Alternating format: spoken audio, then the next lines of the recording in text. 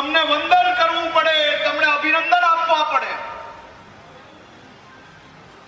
સાહેબ, તમે સૌ લોકોએ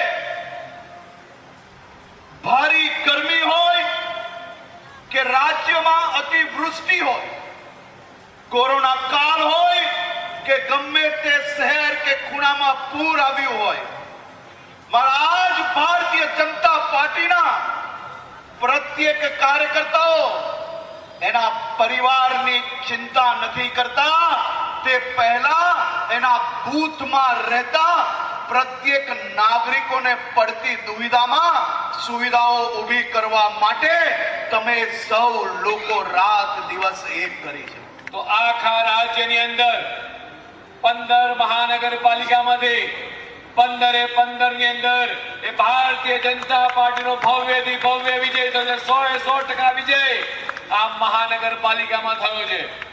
એવી જ રીતે જિલ્લા પંચાયતની અંદર 34 માંથી 33 જિલ્લા પંચાયત 57% વિજય ભારતીય જનતા પાર્ટીનો થયો છે।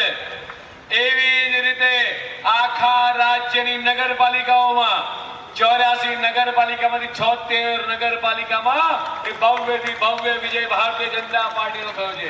આ ચૂંટણીઓ માટેની દરેક સભાને આપણે વિકાસ સંકલ્પ સભાની ઓળખ આપી હતી।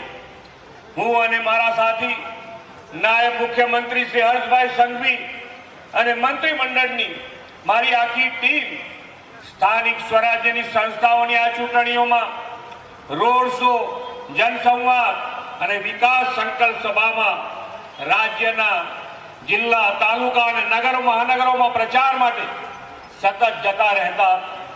રાજ્યના ખૂણે ખૂણે લોકોનો મિજાજ સ્પષ્ટ દેખાતો હતો કે ચૂંટણીના મતદાન પહેલાથી ભારતીય જનતા પાર્ટીને વિજય આપવાનો તેમણે સંકલ્પ કરી લીધો હતો।